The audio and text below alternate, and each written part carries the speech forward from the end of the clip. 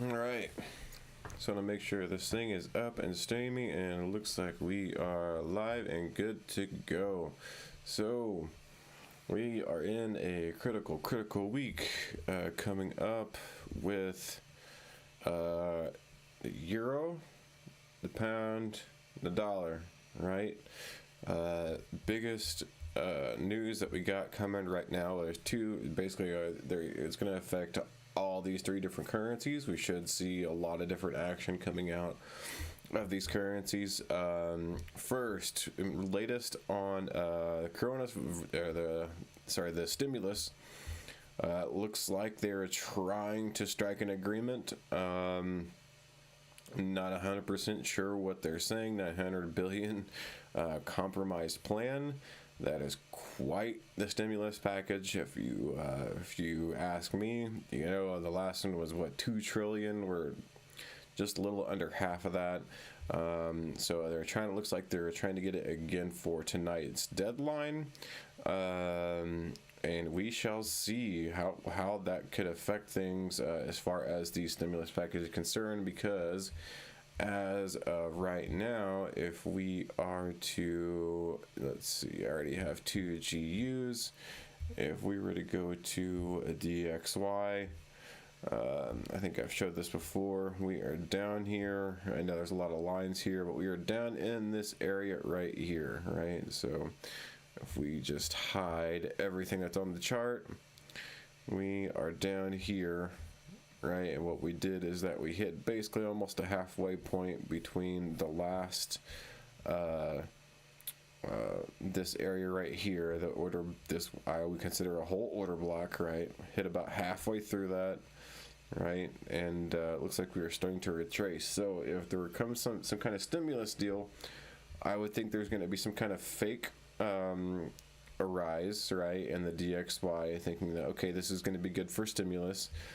But once they realize that the money printer goes brr, and it keeps printing out money, money becomes actually less valuable, right? So the more money you print, the less value it has. It's kind of like, you know, like Kool-Aid. You know, if you think about Kool-Aid for a second, if you know, the Kool-Aid is perfect as long as you got the right ingredients. But then all of a sudden, you know, you drink a lot of the Kool-Aid and you just say, well, let's just put a lot more water in it, right? You just add a bunch more water in it. Well, your Kool-Aid don't taste the same now, does it? Because you didn't really do anything with the ingredients. You just added more water to it, so now your Kool-Aid just tastes like watered down crap. Well, that's what's happening to the dollar. You're adding more and more dollars to the system, which really isn't doing anything except for just making it taste like crap. So, anyway, I'm kind of getting off on this. Let's get back to the task at hand. So, stimulus possible tonight. We should see. Let me see if I can do another Google. I don't really trust the New York Times all that well. Stimulus package news update today, news today, something like that. There we go. Let's see if there's anything even better. 39 minutes ago. Oh, here we go. Reach compromise. Republicans and Democrats reach compromise over COVID-19 stimulus package. Worked Sunday to finalize legislation coronavirus on a major expected $900 billion deal. Wow. Last minute roadblock on Friday. Okay. So now that we have that in the ship, right? Let's see. I'm seeing if we can figure out what that's going to go toward. Legislation is deal exposed, including direct payments to $600 for call. Okay, so each American looks like is going to get $600 check, right? Federal unemployment insurance bonus of $300 a week. Right. Okay, so another $600 in stimulus, $300 a week for unemployment. Let's see what else this goes to. If these people are actually, this is MSN. I don't know if I really care for their objectivity, because there could be stuff hidden in this that I don't like.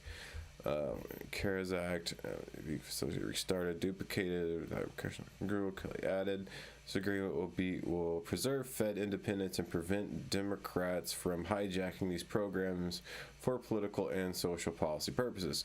Well, that's a good thing, because that's the last thing we want. We want this thing to directly affect people that are being affected by these lockdowns, by this, people are taking away their businesses. We want it to go to the people. We want it to directly. We don't want it to be a big overhaul of spending of, has anybody seen the debt clock? The debt clock is insane. Let me see if I can pull it up. US debt clock.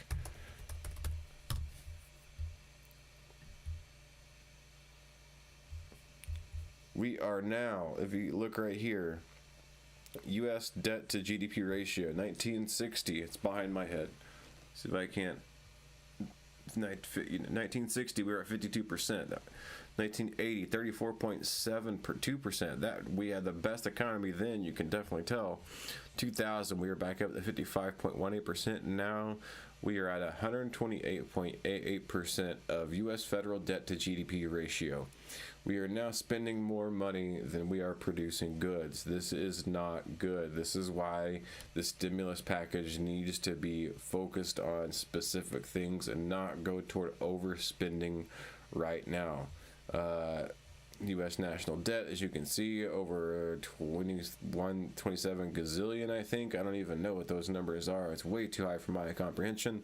But this is what we're looking at, right? So this is why the dollar is going down, right? This is why the dollar is going down. Now, on the other flip side of the coin, Brexit. We have a Brexit kind of not really deal, but we got some information on that latest Brexit offer. Selling EU fishing communities down the river is what Barnier was told, right? So European fisheries. This is basically what all this has been about in any way, kind of basically just negotiating who is allowed to fish and where, which I think, they're not going to be stingy about this. Everything's going to be fine. But there could be what's called, basically a central bank repricing. Central bank repricing of the British pound. There literally could be just a repricing of the British pound. If that's the case, I don't know if that's going to be a good or a bad thing, how it's going to affect people. But we will go to the charts to a second, and I will kind of try to explain what I think is possibly going to happen as far as this is concerned. Now, if we go to Forex Factory, right, we kind of have a slow day. Well, today there's really nothing.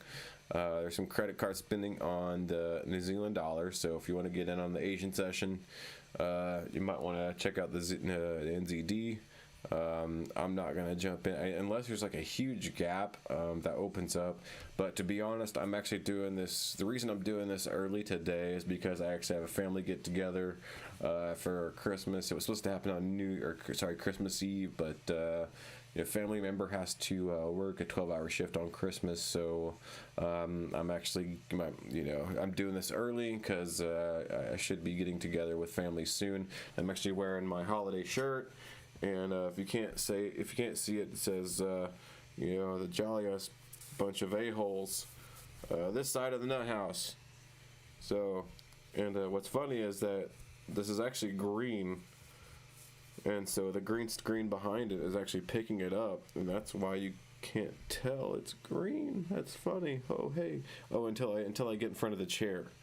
Until I get in front of the... Okay. Wow, that's kind of cool. The green screen is picking up my shirt. Awesome. All right. Anyway. Not much going on Monday. Tuesday, we kind of have some good numbers. This is where we have some good numbers coming in. The final GDP quarter-over-quarter numbers coming in from the pound and the dollar, both on Tuesday, right? So that should be an interesting day. And then on Wednesday, we have unemployment claims. Let's see what else we got. Nothing too out of the ordinary. CAD comes out with their GDP month over month. So we got some decent news coming out this week. Generally this time of the year kind of slows down as far as Forex is concerned. But now I want to get to the nit grit of things, and let's see where things are going to be heading. So as we already pointed out, where we are at with the dollar. I know this is a lot of mumbo jumbo, but basically what I was pointing out is where we are at in relation to, let me just go ahead and hide all this, and I'm just going to make a simple little straight line right across here, right?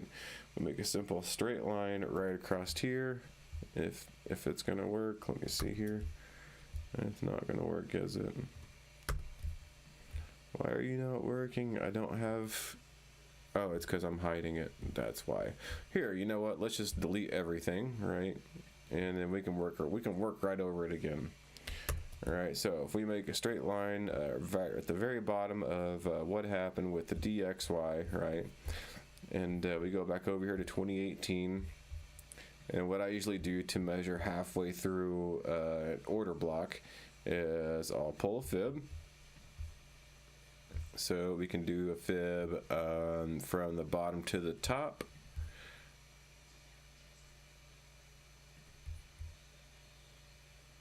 And I would say, I would probably even include this actually as part of the distribution process of this. Well, if it would just stay for the 1 second I would want it to, we could get a little bit better. Okay, so as you can see, we are just above that 50% mark. So, well, maybe. Actually, that's even better. Why is this not wanting to actually get to the very, very tip of this? Makes me annoyed. Okay, so as you can see in this consolidation that happened between January of 2018 all the way up until March of 2018, you basically have this huge consolidation that's happening, and I'm on an 8-hour chart right now. So far the price didn't go through more than half of it, which is a good thing. You have most of your consolidation being up here. What I am afraid of, though, is that especially with the maker model buy sell model, is that you could have kind of like a fake, I won't even say a fake, but you could have a little bit of a accumulation in here, and then you could have it drop and bottom out and then go below this right here. That's what I'm thinking is probably eventually going to happen, especially with the stimulus deal. But before we get there, let's go ahead and head over to the euro. All right, so at the same time, the dollar hits its almost halfway through point and it turns around. What happens with the euro, right? We are on the weekly chart right now, and I kind of mark some of these out ahead of time. Is that, and I'll get rid of this box because that's where I think it's going to kind of be accumulating. All right, it comes up and it hits this orange line right here, coordinates 122728. That is actually the bot, or let me see. I felt like I put, maybe I didn't. Maybe I just put that's where the top of it was. Anyways, the bearish order block that you have for the weekly is actually right here. So the coordinates for that were 122601. Once the weekly or daily or whatever it was price action went up there and hit that price action, went up into it, started retracing, right? And the reason is because the reason it was going this high in the first place is if I'm a very avid watcher of ICT. Everybody makes fun of him. I don't really care. I've been watching his videos and it helps me a lot. because he explains why price does what it does. It doesn't just say, oh, well, it's going to do this and it's going to do that because of this. He actually gives a narrative behind why price does what it does. Price does two things. It's seeking, liquidity, or it is trying to rebalance, right? So here, this whole time, it's been seeking liquidity. Liquidity is this up here, right? It's trying to reach the top of here. It's trying to get above these highs. Now, the fact that it hit an order block, right, that is just below here, if you don't know anything about smart money, this may sound kind of unfamiliar to you, but an order block is basically your last, especially whenever you're going up, it's going to be your last up candle, the bottom of your last up candle before going back down. It's going to be that herky-jerky move. So you have a move that goes up, then a move that goes down right after that, right? That candle that moves up is going to be where basically price can mitigate, if that makes any sense. So if price can't hit that point, and then what it's going to do is it's going to reject from that point. And then the question is where is it going to go from here? Right? Is price going to continue to try to take out these highs? Right? My answer is yes, but it's going to take a long time to do that. Now, if we're in the weekly, I'm going to look at the daily now. If we look at the daily and we go back, right? Now you also have another order block here on the daily. So here you have this big boom up move before you have the big down move. You kind of have two, right? But it's going to be somewhere in this general area, right? So right now, I think what we could see is price retrace, right? Rebalance, maybe come back down through here, come back up, do the same thing, hit it, pull back, rebalance, and then it could continue to do the same thing as it's reaching for these highs. And then you'll see it reach for the high, barely, touch the high, come back down, and then keep doing the same thing. And you'll just kind of see this repeat of the same action over and over and over again. And it's kind of be like a consolidation, but barely moving upwards each time as it's consolidating, right? So that's what I think we're going to see out of the EU this week, as far as technicals are concerned, right? As far as technicals are concerned. Now, that being said, what other one I was going to look at was going to be the GU. GU, all right. So if you want to look at kind of contrast and put similarities to what EU and GU were at. If GU was at the same spot that EU was, it would already be at this, this big yellow line I have put right here, right? That's where it would be. It would be at this big dotted line, right? Or big dashed line. That's exactly where it would be right now, but it's not, right? So what has GU done? It's also done the same thing. It's been reaching for this liquidity, right? And I'm on the daily. On the weekly, here was the last kind of like week's high. What it do? It barely broke that week's high, kind of fell back down. So what am I expecting it to do? Am I expecting it to just say, okay, that's the resistance point and it's going to go back down? No.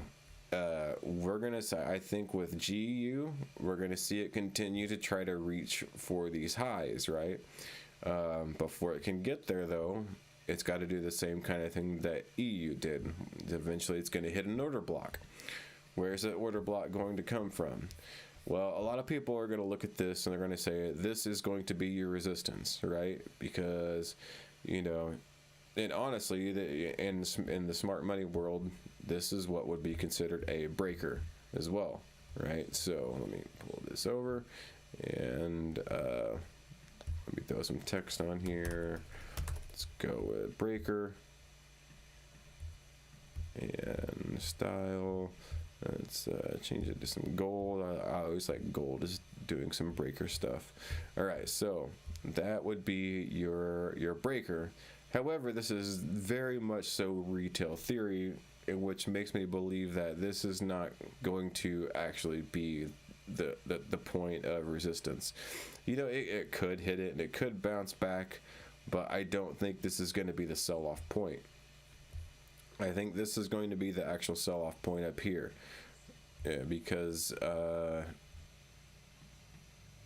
it just seems like the most practical as far as whenever you're talking about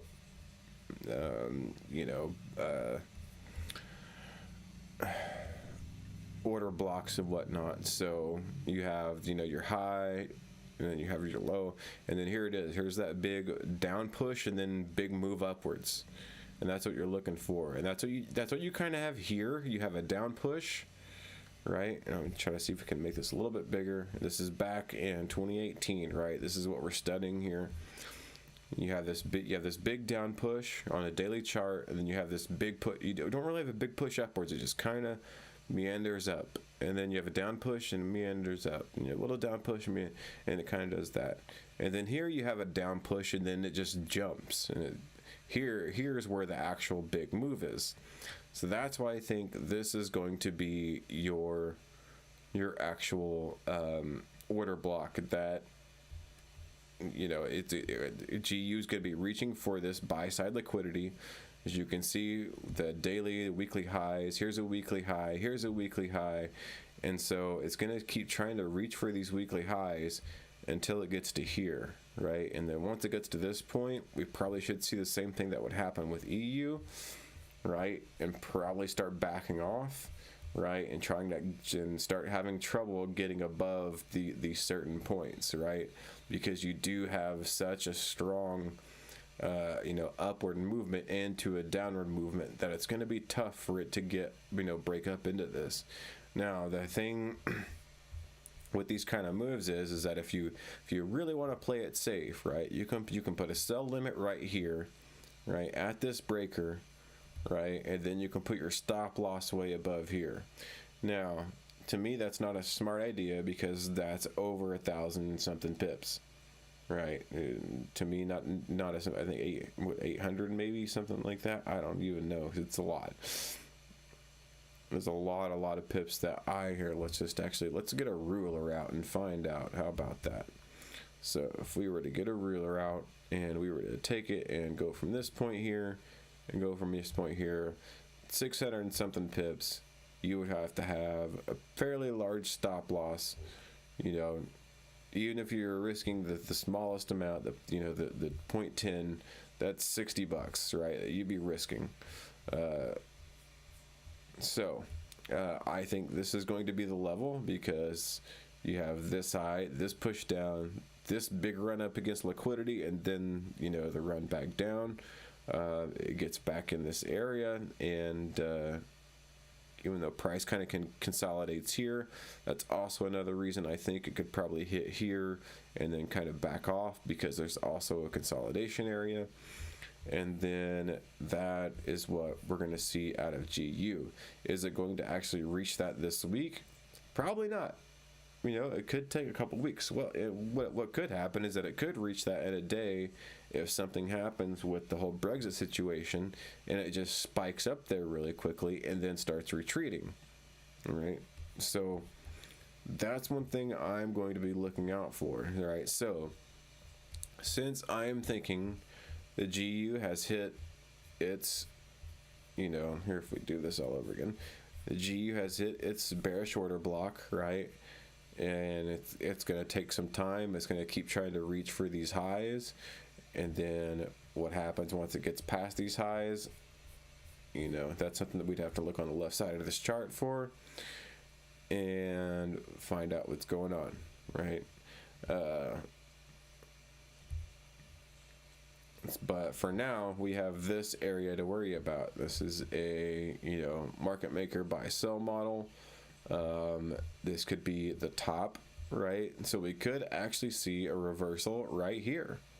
We could. And that's if the dollar is also going to turn around right now where it's at. And even if that's the case, we could still see GU continue to, upward, defying the dollar and doing what it wants to do. But if both, I think, are going to continue on, you may see this, the EU cross up, finally, get above this area. Sorry, this area here at the highs is where it is now. At about the same time, we see GU hit the bearish order block, right? And then and so then you'd have GU coming up and then hitting this area here. At that same time, EU finally crosses the high, and then that's when you'd probably finally see the retreat from the dollar. You'd see the dollar get down here, probably consolidate around here, and then hopefully go back up. Hopefully with all this, hopefully, we're going to put a lot of money into the system. There's going to be a lot of people getting vaccinated, whatnot. We can get our economy back to normal, and then we see the dollar, it's going to take a couple months, we're going to see some kind of consolidation, and then it'll finally go back up. So that's what I think is probably what's going to be happening with EU and GU, right? So where does that leave us? Well, why not? Let's check out EG, right? Because if we know both of those, if we have a pretty good idea about both of those, then we probably have a pretty good idea what's going to happen with EG. So if EG, or if EU is probably going to consolidate, it's consolidated at a lower level. It's going to take some time. It's going to take time to build, right? But GU is going to be on the prowl and trying to reach for those higher and higher and higher gains. EU is more than more likely going to be going down because the British pound is going to be having the upper hand, which means it's going to be bringing EG down. Now, once you look at EG on a daily basis, you can see you have some equal lows here, right? So this is where a liquidity pool would be. Not only that, you have some equal lows here as well, right? And so what you could see, and again, especially with, like I said, with the Brexit and central bank repricing of the British pound, and the British pound could spike up, really quick and then come back down. If that happens during EG, it could spike down instead, right? Because that's the direction that the G is going to go. Could spike down instead. And anybody who is trying to buy at the bottom of here, right, could get, and having a short stop loss or something like that, this could easily just take them out, right? So be wary of that kind of stuff happening if we ever get some kind of announcement like that soon. Because that happened to me during the FOMC day. I didn't realize, the FOMC, well, I knew it was happening, but I didn't realize the repricing was going to be such a huge dramatic effect that it was going to take me out of the trade. And it just completely took me out of the trade. And I didn't get back in the trade. I did get back in the trade, but it was a little bit later than I wanted it to be. But I made a little bit back, but that's okay. So those are my thoughts. That's just my thoughts, right? You could be you, and I get my ideas, right, from Inner Circle Trader primarily.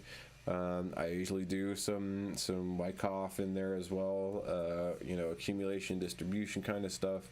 But primarily what I look for is I look for price to either stretch for liquidity or rebalance, right? And during, the times that it is stretching for liquidity, it is also trying to rebalance at the same time.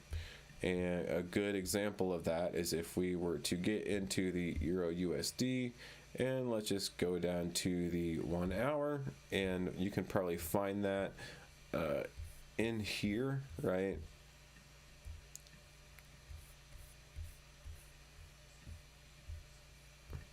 As you can see, a lot of this trading that happened almost all week, right, was just sideways. And actually, that wasn't even the start of the week. This was the start of the week last week. You know, I just kind of did sideways. And then once I saw this move up, I was like, okay, this is it. It's going to come back down. It's going to retrace. I'll enter here, right? And it's going to take off. And I did. And I entered there. And then I didn't realize FOMC, boom, took me out, right? It didn't take out those equal lows, but I am expecting, you know, especially with EG, you know, hitting this bearish order block, possibly to come back down, take out some sell side liquidity to try to come back up, hit another bearish order block, come back down, you know. And so that's what I'm saying, you know. It's like I said, here it is, the next draw on liquidity. I have those marked up here. So these are your next highs that it's looking for, but in your way you have bearish order blocks. So you're going to see a lot of, I would still say with EU, you're still going to see this, you know, fancy, not would say fancy, but kind of upward, you know, kind of rotation. But you're also going to see some pullbacks as well. And you're going to see larger pullbacks than what you have probably in the last couple weeks. Well, at least, you know, this week, the week before was kind of, you know, a huge win, and then it just kind of stopped. Then we had, you know, sideways action until midweek, and then after midweek it just kind of took off, hit the bearish order block, drop back down, and now I think we're going to probably, you know, try to come back up. But before it does, it's going to have to rebalance. I don't think it's rebalanced yet, right? So you do have kind of like an open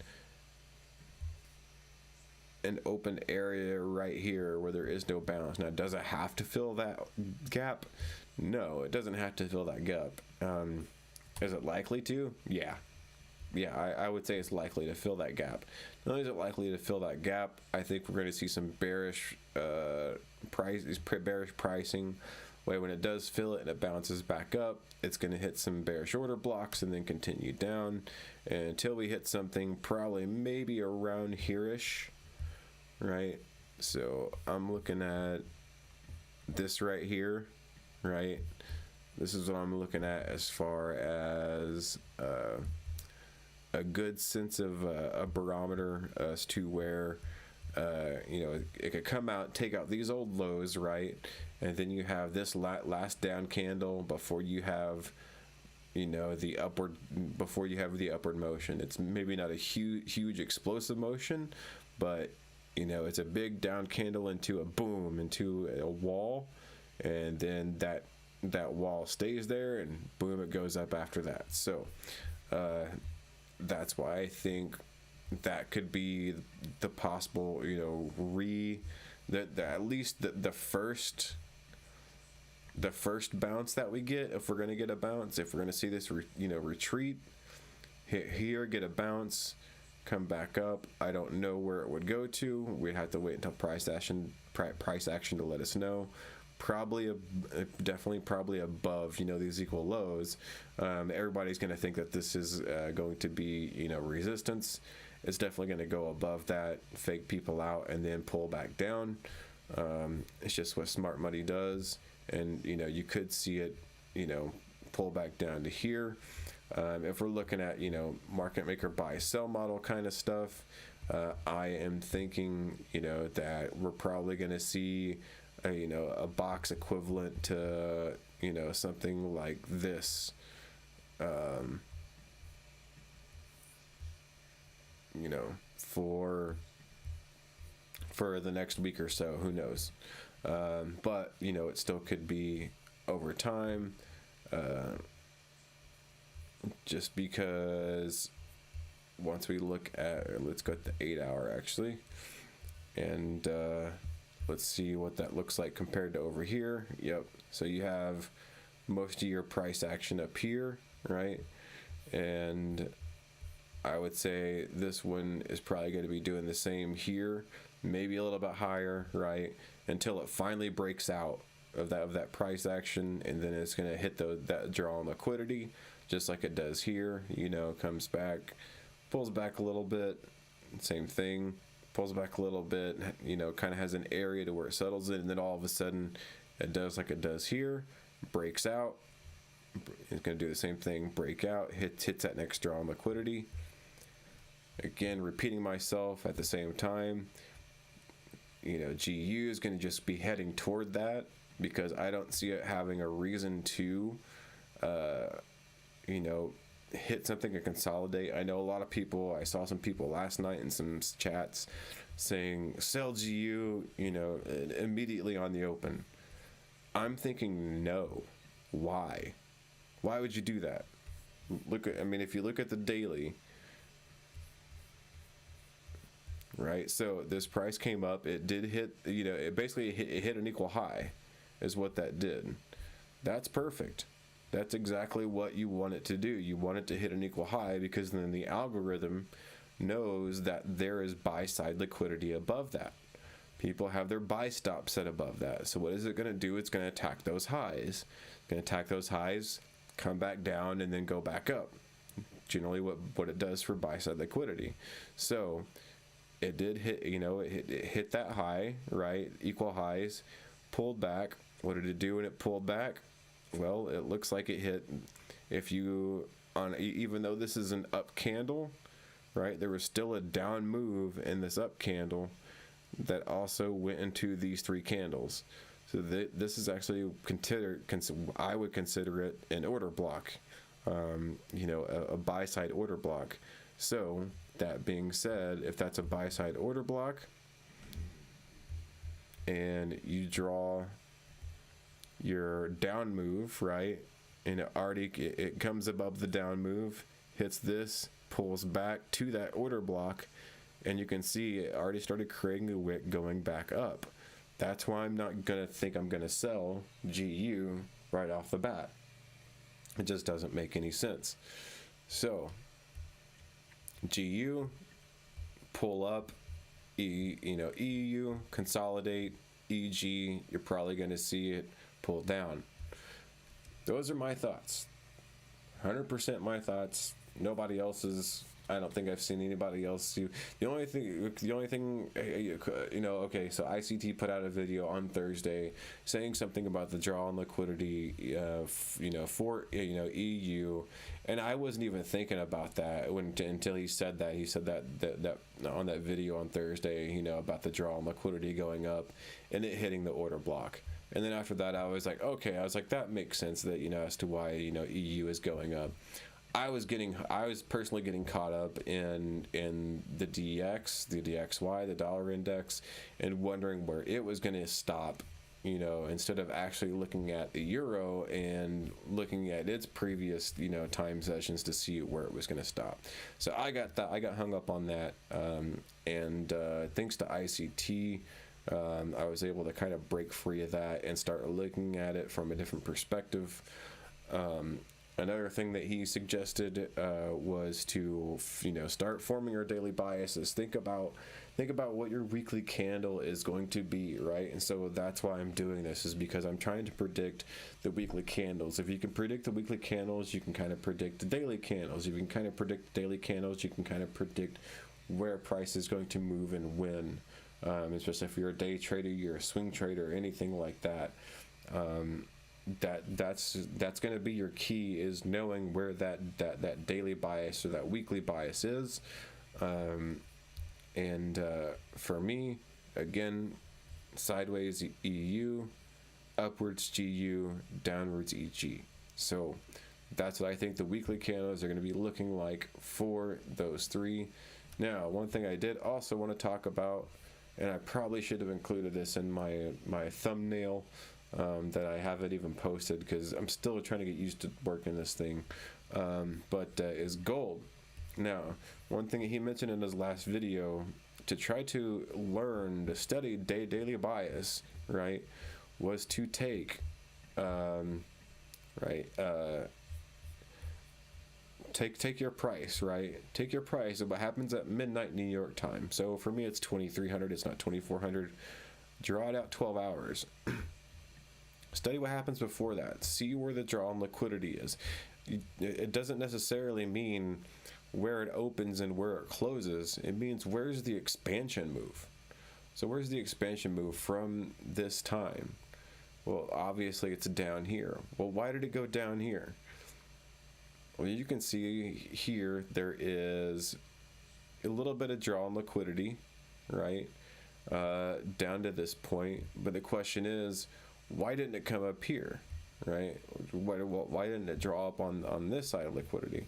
Well, that question probably could be answered in an earlier session. So I am going to put a little horizontal line across here, right?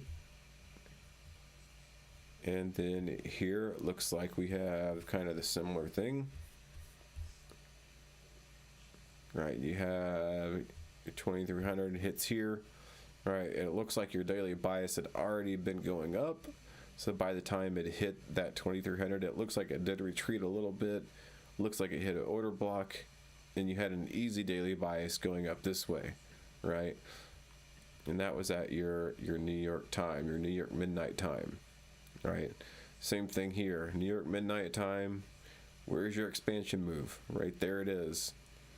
Why did it, what made that the expansion move? Well, let's see if we can take a look at something previous. Well, it looks like previously we had already been going up, and it looks like it was going to try to attack these highs.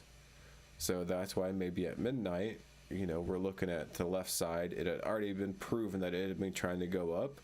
We don't see a reason why it would try to go down. So therefore, your expansion move would be upwards, try to attack these highs. Did it get there? It doesn't look like it. So guess what? It's probably going to try to do it again. So it did, right? So it does come back down. Real question is I don't know if I would have, I think this was FOMC day, right? Was that it? Yeah, because I took off December 16th, 1 o'clock. This was the time that I got taken out of the EU trade because of the repricing. So it looks like, and that's going to be another thing that's going to be coming up for gold too. If there's going to be like some kind of Brexit or stimulus package or something like that, watch out for gold to reprice like that too. It's also going to go crazy. So if you're in gold, be careful. I do love trading gold because it does give you a good sense of, or it can give you a good return on investment if you know what you're doing.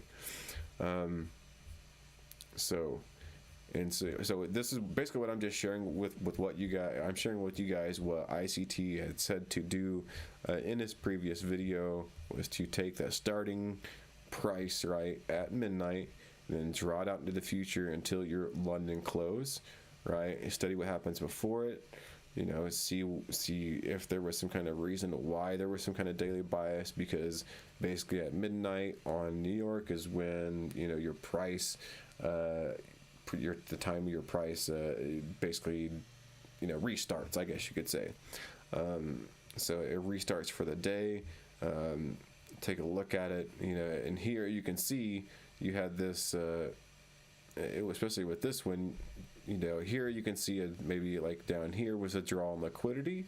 So you can see it was trying to rebalance, draw on liquidity, got down below that, right? So it got down below those highs, and then all of a sudden shot back up. I'm not for sure why it shot back up, but this is actually a huge expansion move. I'm not for sure what happened on this day. This was Monday, wasn't it? Not this past Monday? Yeah. Interesting move, to say the least.